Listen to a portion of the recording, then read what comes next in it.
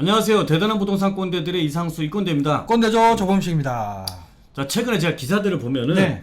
지방이든 경기도든 어디 외곽 지역이든 이렇게 기준시가 1억 이하에 있는 주택들을 사람들이 사러 많이 간다 그래요. 네. 자, 그 이유가 우리 작년에 710 대책 나온 다음에 네. 취득세 중과를 했잖아요. 그렇죠. 그러다 보니까 이런 규제 지역 안에서는 취득세 중과가 2주택은 8%, 3주택은 12%를 맞다 보니까 네. 이분들이 이 규제 지역 안에서 사기가 어려운 거예요. 그러다 보니까 이제 외곽 지역, 비규제 지역으로 가서 주택들을 사게 되는데, 자, 이 가운데서도 무조건 취득세가 절약이 된다고 좋을 문제는 아니고, 자칫 잘못하다가는 양도소득세라든지 종합부동산세 같은 경우에 세금 폭탄을 맞을 수가 있거든요. 그래서 우리 시청자분, 최소한 저희가 오늘 전달해 드리고자 하는 내용은 꼭 아시고서 이런 기준시가 이하에 있는 주택들 투자하실 때 꼭 활용을 해 보셨으면 좋겠습니다. 자, 그 내용 지금 시작하도록 하겠습니다. 여기 주변에 있는 아파트들이 지금 공시가 1억 미만에 있는 아파트들이 제법 많습니다. 그러다 보니까 사람들이 좀 사러 들어오고요. 네. 이게 호재가 없더라도. 그런데 지금 이 지역을 봤더니 여기 호재가 네. 있어요. 여기 GTX가 여기까지 들어온다고 하죠. 예, B노선 그거 예정이지만 언제 네. 될지 모르겠어요. 물론 뭐 지금 이것도 기간이 좀 네. 걸려서 설계도 나와야 되고 착공도 해야 되고 여러 가지 기간 남았거든요. 네. 근데 이 GTX라고 들어오는 지역에 우리 시청자분들처럼 이렇게 소형들 있죠? 예, 예. 그냥 4억은 다 넘으니까 네. 4억은 다 넘어요. 아주 지역이 뭐 주변에 주거타운이 잘 안 돼 있어도 4억 정도 넘으니까 네. 우리 시청자분 요거 시세가 아직 뭐 3억도 안 하잖아요. 네, 이제 조금 그래도 네. 올라서. 그러니까 조금 더 기다리세요. 어유 잘 봤습니다. 네. 예, 확실히 뭐 기준시가 1억 이하의 주택이라 할지라도 네.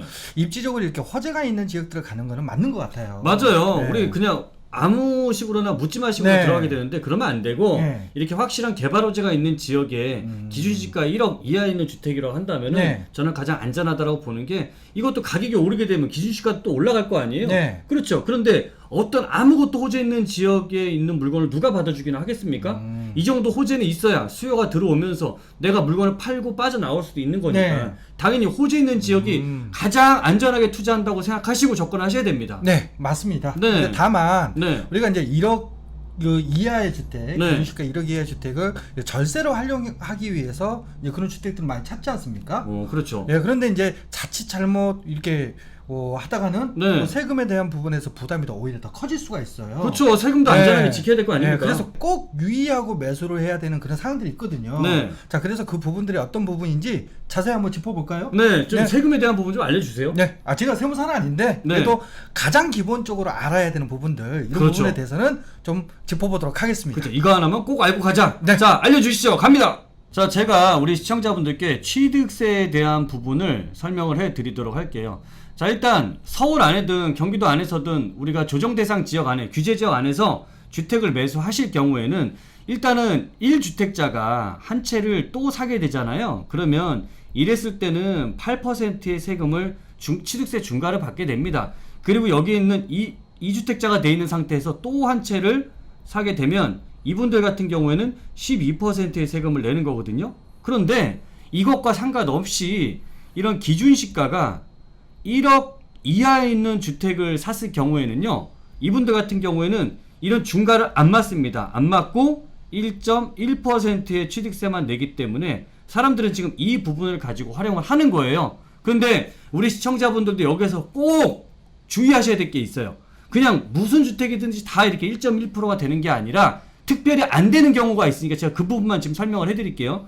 첫 번째로는 재개발하는 지역들 있죠. 그러니까 정비사업이라고 하는데 재개발이나 재건축하는 지역들, 그 다음에 가로주택 정비사업 하는 지역에 있는 기준시가 1억 이하에 있는 주택을 산다 하더라도 여기는 중과세가 맞게 됩니다. 이 부분을 꼭 기억하셔야 되는 거고요. 두 번째로는 법인 있죠. 법인. 개인 말고 법인이 취득했을 때도 기준시가 1억 이하에 있는 주택을 매수한다고 해도 이분들은 중과세를 받게 됩니다. 이 두 가지 경우를 제외하고 나서는 다들 1.1% 받을 수 있으니까 내가 해당되는 부분, 이 부분을 꼭 주의하셨으면 좋겠습니다. 자, 이 취득세 기준에서는 요 혜택을 받는데요. 네. 기준시가 1억 이하 주택 같은 경우에 우리가 종부세 기준에서는 네. 완전히 좀 달라집니다. 종합 부동산세죠. 네네. 그러니까 우리가 종부세 같은 경우는 크게 네. 1주택자와 또 1주택이 넘는 이제 다주택자로 우리가 나눠서 볼 수 있지 않습니까? 그렇죠. 근데 1주택자 같은 경우에는 이제 공시가격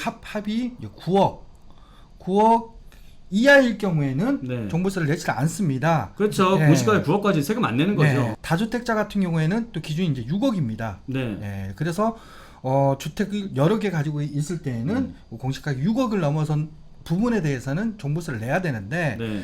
이 기준시가 1억 이하의 주택이 취득세에서는 혜택을 받지만 종부세에서는 무조건 주택수에 포함이 됩니다. 네. 그렇기 때문에 이 점을 굉장히 조심하셔야 돼요. 음. 자, 왜 그러냐? 내가 이제 거주하고 있는 주택이 네. 공시가격이 이제 8억짜리 주택을 거주를 하고 있어요. 네. 그럼 1주택일 경우에는 종부세를 내지를 않습니다. 공시가격 이제 9억 미만의 주택이기 때문에.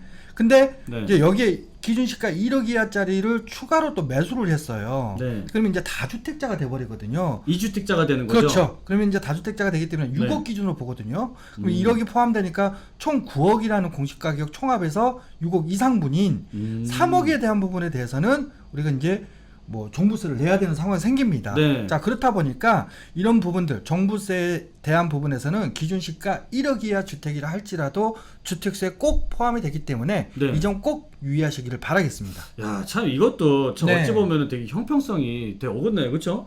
아니 1주택자 앞으로 15억 7천까지 늘려준다고 하잖아요. 네. 근데 고가주택 비싼 거 갖고 있는 사람은 그러면 세금 안 낼 수 있는 거고, 여기에 저가주택 여러 개 있는 사람들은 무조건 종부세를 내야, 이거 종부세는 부자세 아닙니까? 부자세죠? 야, 근데 이거 다주택자에 대한 부분 이 종부세도 풀어줘야 되는 거 아닙니까?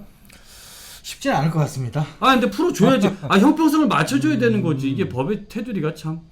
어쨌든 지금 법제하에서는 2주택자만 되더라도 지금 요 1억 이하의 주택이라 하더라도 종부세 대상이 될 수 있으니까 최소한의 이 부분들은 알고서 접근을 하시는 게 좋을 것 같고요. 자, 그러면 보유할 때 세금이 나가는 거 하고 또 양도소득세도 있잖아요. 그렇죠. 자, 이 부분에 대해서도 좀 알려주세요. 네.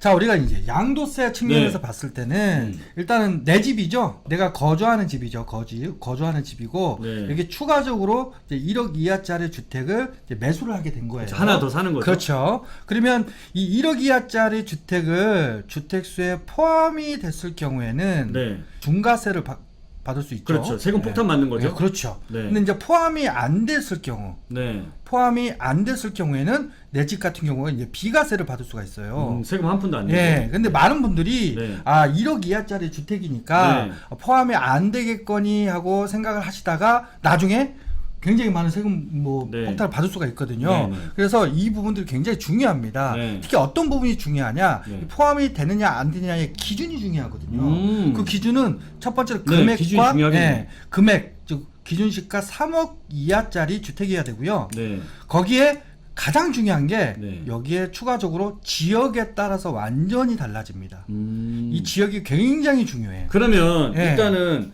내 집이 그러니까 내 집을 비과세를 받을 수 있느냐, 중과세를 맞느냐에 따른 기준은 그렇죠. 이 두 가지란 소리 아니에요? 그렇죠. 그렇죠. 기준시가 3억 이하이거나 엔드 3억이고 그다음에 지역에 따라서 비과세를 받거나 중과세를 받거나 이게 나눠진다는 얘기죠. 완전히 달라집니다. 그 두 가지를 꼭 알아야 되겠네요. 네. 제일 중요한 부분 같은데. 네, 일단 이제 지역적인 부분에서 네. 첫 번째로 네. 수도권입니다. 수도권에 있으면 안 되는 거예요. 서울과 경기도를 둘 수가 서울, 있겠죠. 경기, 인천. 자, 그리고 이제 광역시, 네. 그 다음으로는 이제 세종시. 네. 자, 이런 지역들에 있는 1억 이하짜리, 기준시가 1억 이하짜리는 무조건 주택수에 포함이 됩니다. 뭐 돈 되는 지역은 다 주택세 들어간다는 소리예요. 그래서 무조건 포함이 되기 때문에 네. 바로 중과를 받을 수가 있어요. 네. 예. 그런데 이 세 지역을 제외한 나머지 지역 있죠? 네. 나머지 지역은 포함이 안 돼요. 나머지 지역은 어디입니까? 나머지 지역은 이제 군 단위나 면 단위, 읍 단위 이런 지역들이고요. 특히나 이 수도권과 광역시, 세종시 안에서도 네. 이제 군, 그리고 면, 읍 이런 단위에 있는 지역들 같은 경우에는 주택수에 포함을 안 시키거든요. 돈 안 되는 지역이니까. 그렇죠. 아무래도 이제 뭐 시 쪽보다는 좀 더 저렴한 지역들 아닙니까? 그렇죠. 그러니까 이런 지역들 같은 경우에는 주택수에 포함을 안 시키기 때문에 네. 충분히 내 집을 비과세를 받으실 수가 있어요. 그러면 우리 시청자분 헷갈릴 수 있으니까 네. 마지막으로 한 번 더 네. 중과세를 받게 되는 경우에 대해서 얘기를 해주세요. 자, 정리를 해보자면요. 네. 기준시가 3억 이하짜리 주택이라 할지라도 네. 수도권, 광역시, 세종시에 있는 지역에 있는 주택이라면 네. 중과세를 받을 수밖에 없습니다. 자, 그래요. 우리 오늘 조범식 권대님 굉장히 좋은 부분, 우리 시청자분들 세금 폭탄 맞으면 안 되니까 네. 이런 비과세 전략하고 세금 절세 전략을 아주 잘 얘기를 해주신 것 같아요. 네. 자, 오늘 시청자분들 오늘 내용이 우리 투자하시는데 아니면 내 집 마련하시는데 어떻게 도움이 많이 되셨습니까? 도움이 되셨다면 구독, 좋아요. 알람 설정해 주시고요. 저희가 다음번에 돌아올 때도 우리 시청자분들을 위해서 유익한 내용 많이 만들어서 돌아오도록 하겠습니다. 자, 오늘 저희는 물러가도록 하겠습니다. 감사합니다.